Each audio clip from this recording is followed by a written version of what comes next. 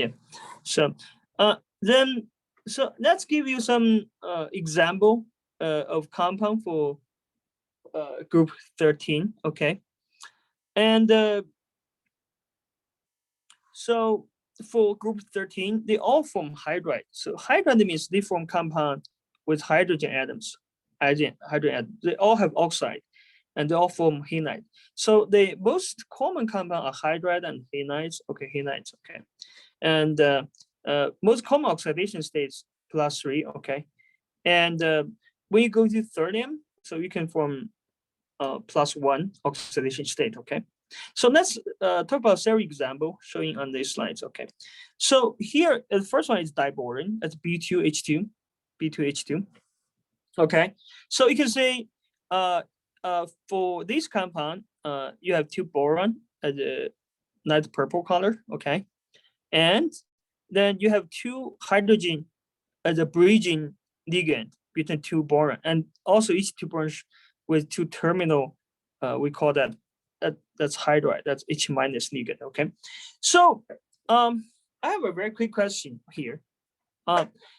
What's for the, if you look at the geometry of this compound, diboron B2H2X, can you tell me what's the highest principal rotation axis you can find for this compound? Anyone?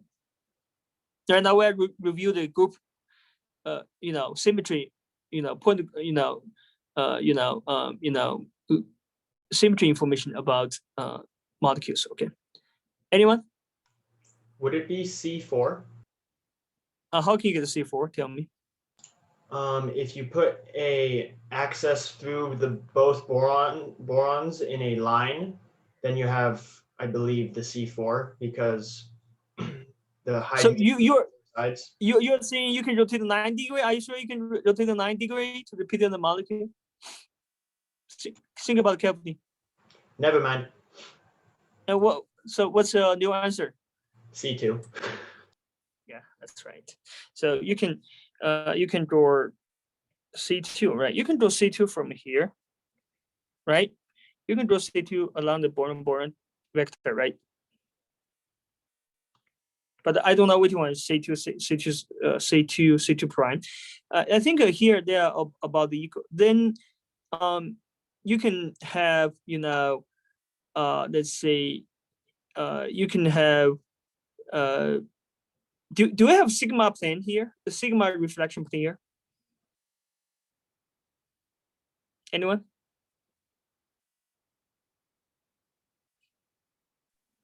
Yeah, there's a reflection plane.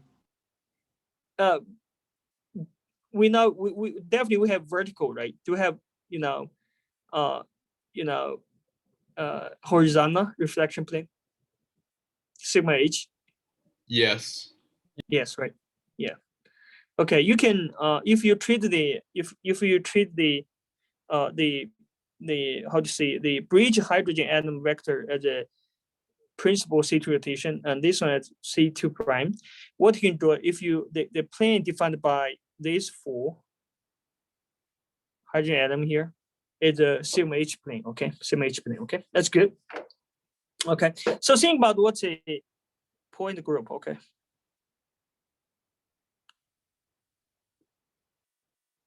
That's a homework. That's your own homework. I'm not going to.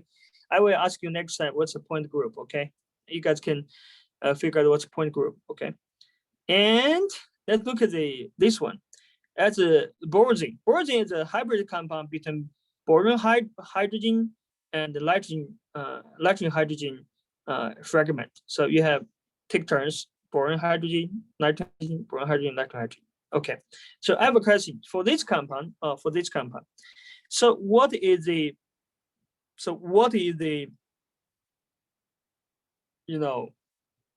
principal rotation for this molecule?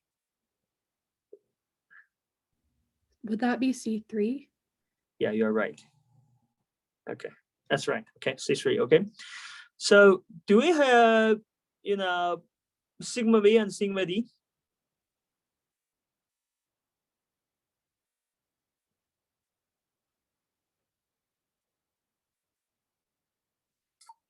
Do we have sigma V and sigma D?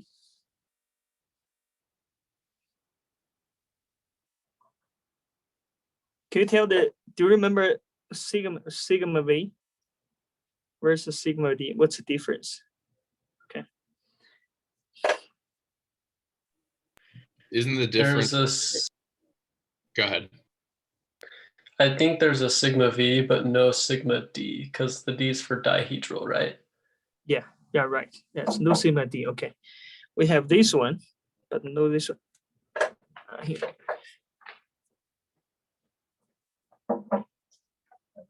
We receive the package. There are some gifts. I think this is for you one.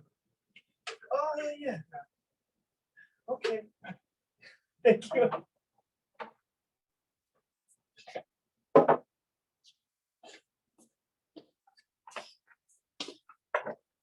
Okay, I just received a gift for a lecture I gave. Someone didn't let a gift for me. Anyway, so that's good. I think you guys seems are on par with a symmetry, group symmetry. Okay, symmetry information, and figure out what's a point group again. Okay, figure out what's a point group. That's a question I'm going to ask. If I remember, I'm going to ask the question again. Point group. This molecule. Okay. And also we have a sigma H, right? We have sigma, that's a plane of this molecule. That's a planar molecule, okay. And okay, that's a planar molecule, okay. Then here is an example of the halide, okay. That's a dialuminum hexachloride, okay. And that has a same geometry information as this one, okay. They have same geometry information, okay. So you have two bridge chloride and two terminal chloride, okay. Okay. So for boron is a very interesting element. Boron is I think it's that's a very interesting element. The reason is it can form boron hydride cluster, like these two cases. Okay. Okay, you can see this one that's a simple, diboron. That's a diboron compound. But if you adding the boron hydrogen unit, you can form this B5H5 2- cluster. So I have a question. So what's the geometry of this compound? Anyone? Geometry.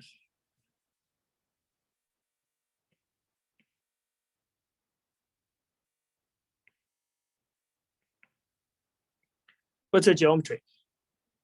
Anyone? Isn't it trigonal bipyramidal? Good point. That's good. Okay. And this one is a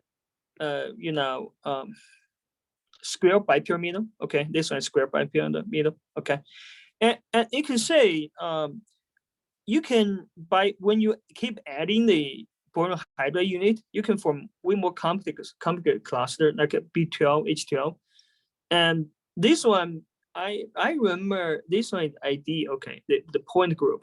The symmetry is very high in this system. Okay, it has very high symmetry. Okay, very high symmetry. Okay, and let's try to can anyone tell me what's the principal rotation for this cluster?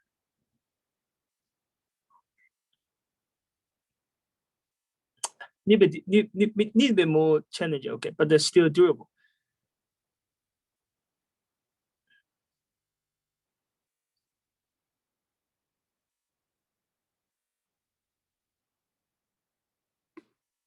C5, think about why is C5, okay. All right, so then here it's one example. It's a carbon and boron based carbon cluster. You have two carbon here, and you have carbon hydrogen unit to replace the boron hydrogen unit here. You can have this closal carbon cluster. Okay. So remember, okay. So I can give you a question. I can ask you, say, can you draw the structure for B5H5? Can you draw the structure B6H6? Okay. Yeah, move on. Let's talk about the group 14. Okay, group 14. Okay. And I have a question here. So what's group oxidation number for group 14? Anyone?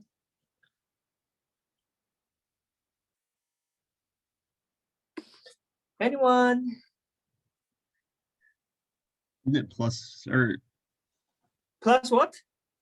+4? Yeah, +4, right, right. So for main group, it's easy, right?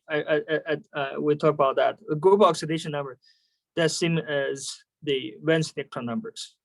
So for group 14, you have, that's NS2, NP2. So you have 4 valence electrons. So electron numbers equal to the group oxidation number, +4, okay, +4, okay. All right. So here are some basic physical properties of group 14. So you see the from carbon to tin, you see decrease for melting, but here is outlier. Okay, outlier. So it's decrease, but here then you see from here to here it's increase. Okay, from tin to net. Okay. Then the radii it's keep decrease, it keep increasing. Okay, here that's decreasing. Okay, that's increase. Go here, it's increase. Okay. Okay. Then let's look about electronegativity, and you see a trend, not apparent. You see a trend from here it's decreasing, but from tin to here it's decreasing, but no apparent trend. Okay, roughly. Okay, roughly. But what you can tell is carbon has highest electronegativity in this group. Okay, in this group. But I can also ask question. Okay, I won't go that crazy. I will ask the simple question. I will say if you give 4 elements, carbon, silicon, germanium, tin, so which one has highest electronegativity? So you should be able to choose. Okay, carbon. Okay, carbon. Okay.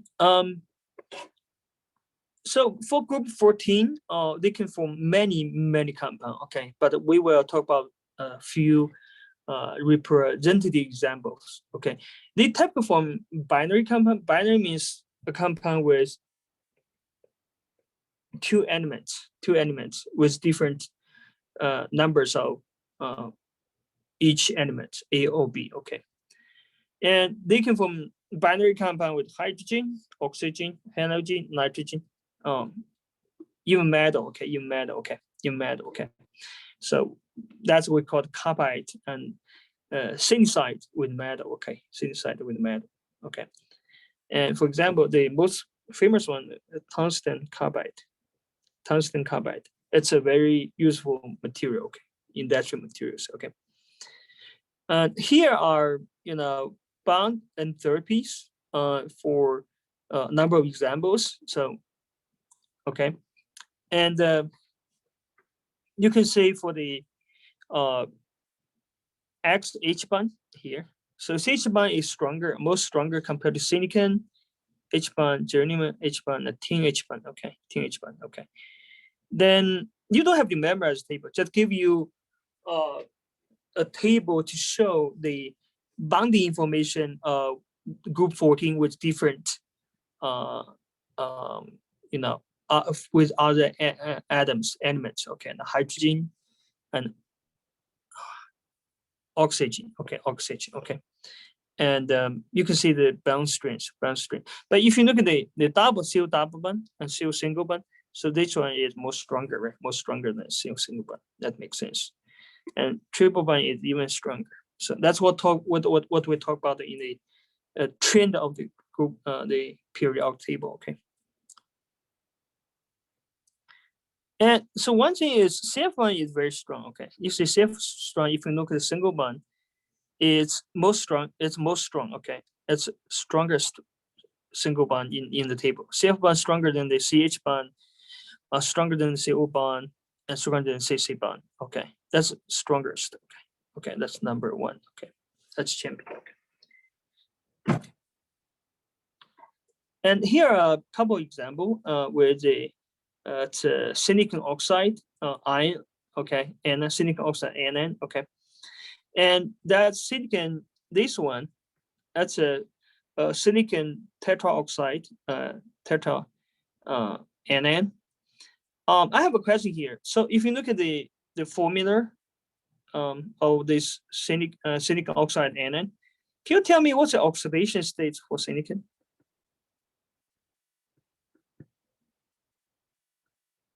For silicon, anyone?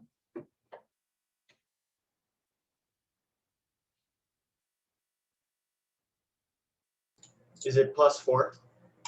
Yes, +4. That's right. Okay, so that's one way to ask questions. So I give you a formula as a neutral formula or negative or positive formula. Then I will ask also what's the oxidation you can assign for the central atom or for the non-central atom. So here silicon is a central atom, okay, and here is the hexyl anion here. It's an oxygen bridge. So one oxygen bridge, the 2 SO4 unit. Okay, and the overall you have 7 oxygen in this case, and you need to think about what's the oxidation states for silicon here. Okay, and you don't have to answer my question here, but make sure you can figure out by yourself. Okay, figure it out by yourself. Okay. Here are some additional examples for carbon-based oxide. You have carbon monoxide. It's a very toxic gas. Okay, and they say melting point with -200. Boiling point, okay, is -192. Okay, it's a gas. Okay, even go to very low temperature. Okay, then here are the seal stretch. That's IR data, and you don't worry about too much. Okay, so that's IR data for carbon dioxide. Okay, so here melting point for the -78. Okay. Yeah, that's for this one. Okay, let's move on to the group 15. Group 15. That's nitrogen group. Okay, nitrogen group. So nitrogen group is also I think it's for inorganic chemistry is a very important group because the reason is nitrogen and the phosphine-based compound, they are ligands used for transition metal compound. We will talk about later. So I will mention it. I think we mentioned a little bit about the ligand chemistry. Nitrogen, oxygen base or phosphate-based ligand are very common in organic chemistry. Okay. So very quick question. So what's the group oxidation number for group 15? -3. Why? Let's start with a different question. What's a valence electron configuration for this group? It's NS2 and P3. Then how many valence electron here? 5. Then what's the group oxidation number? So it'd be +5. Yes, right. So for main group, okay, when the number of valence electron same as the group oxidation number. Okay, but for the D block it's different, right? D block we have a remember for the first group we have this type of cone shape group oxidation number. Okay, we call the group oxidation number. Okay, and here, okay, then you see right now you can say in this group the melting point, okay, is increase from nitrogen to Sb, okay, Sb, and then when you go to bisomers is decrease, okay, decrease, a different trend compared to the group 13 and 14, okay. And radii is same thing. When you from top to bottom row, let's keep increase. Same thing, okay. And the most important number is interconnectivity. You want to have a sense. This one is we have good trend. Let's keep decrease. Okay, let's keep decrease. Okay, in this group. Okay. Here is the the bond energy with hydrogen atoms. Okay. And here the example is we have 7. So the first one is P4. P4 is a TD geometry. Okay, that's one allotropes for phosphorus, But if you look at the black phosphorus, I think I'm not sure this is the yellow phosphor or what. I don't remember, but that's a different color. Okay, I think that's yellow. Okay, that's a different. And so this one, that's called the black phosphorus.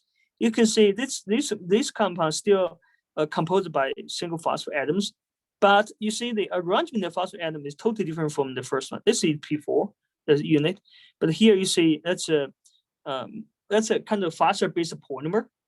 So they give different colors. The reason they have different chemical structures, even though they both composed with phosphorus atoms. Okay, and here is a B-symers metal structure. It's a network. Okay, that's network. Okay, that's network.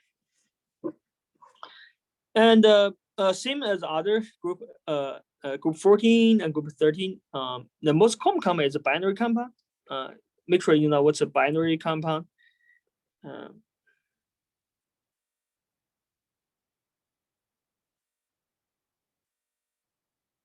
And also, what's a ternary compound? Ternary compound is you have A, B, C, three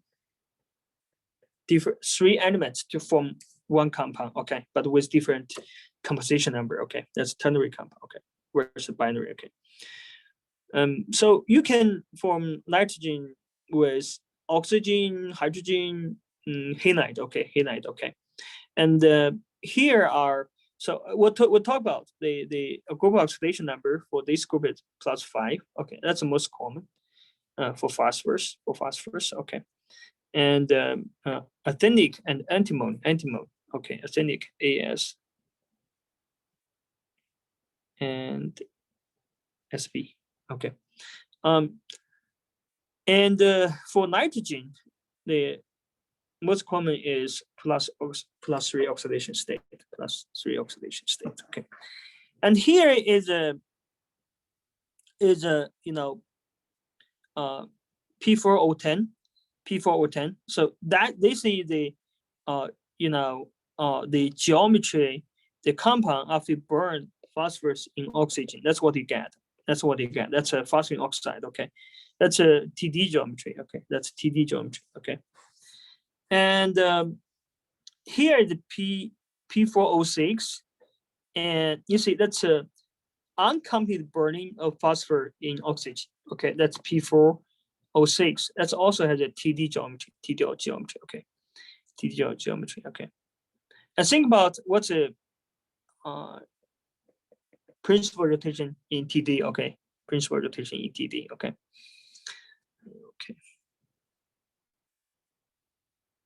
Okay, let's talk about the oxide or oxide anion for nitrogen. Okay, because they are important. Okay. Let's talk about nitrate. Okay, nitrate. Okay, nitrate when you combine with hydrogen, you are going to have nitric acid. Okay, nitric acid. That's a very strong and oxidizing acid. Why is it oxidizing? Can someone tell me? Why is it a strong oxidizing agent?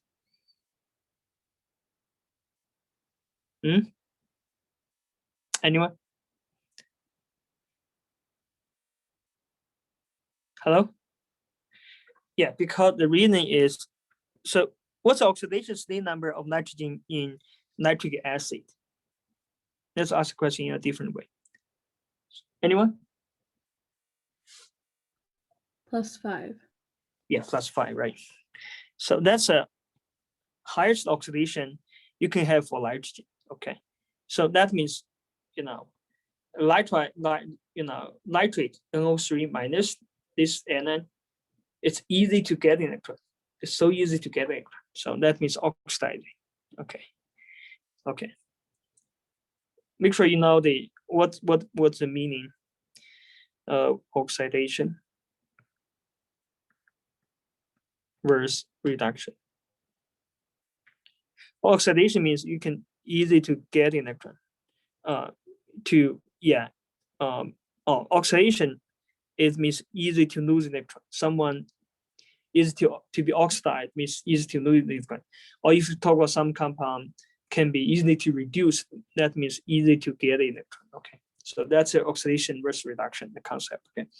So let's look at the this compound. That's called the nitrous acid. That's HNO2. So what's the oxidation of nitrogen in this compound?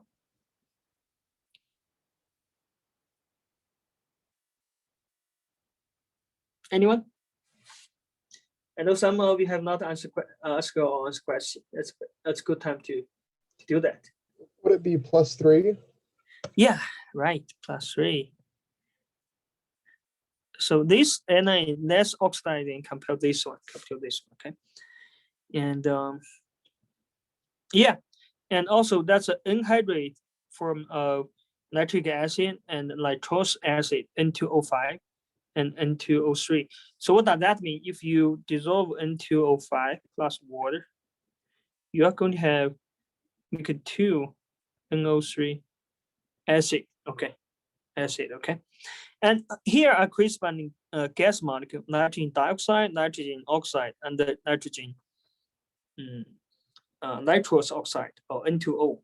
So this one is called laughing gas. Probably you guys heard about. When you smell it, it will cause you some psychological effect. You promote to laugh. Okay, that's called laugh. Another molecule. This one is also very important molecule. Very important molecule. Okay. So then, can someone tell me what's the oxidation state of N in this NO molecule?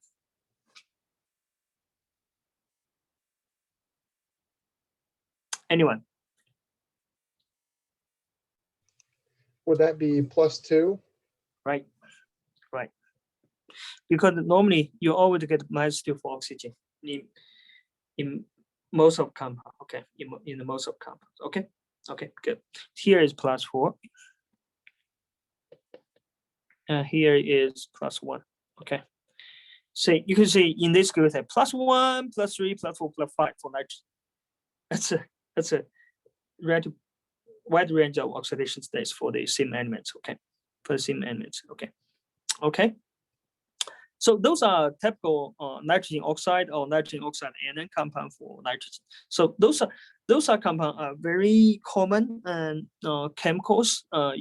For nitrogen or for nitrogen, and this one is a very common chemical used in the lab. So if you do any experiments, right? If you have after reaction, you have some thin, stick with the glass with the inside of your flask. And it's really hard to get out. Then what you can do, you can add some maybe 5 to 10% of nitric acid solution into the flask. If you need the overnight, it will dissolve any dirt, okay, inside of flask, because it's strongly oxidizing alcohol. It's a strong acid. It can clean up almost many things. Okay, many things. Many other compounds. It can, in other words, it can react with any almost 90% other compound. Okay, highly reactive. Okay. And NO gas, there are a lot of biological effect with NO gas. So in the human body, we have NO gas. It's doing some important function in our human body. Okay, and so yeah, I'm not talking about too much applications. I just give you guys some little hints. The reason is when you move to next level, advanced chemistry, we'll talk more about applications of different compounds. Okay, but I will give you guys some hints and to arouse your interest about chemistry. Okay. All right, I'm going to stop here. So any question? Oh, by the way, if you guys have any question for previous lectures, or you can ask me after class or in the class. I'm totally open for any questions. Okay. Good. Let's stop here. I'm going to stop recording.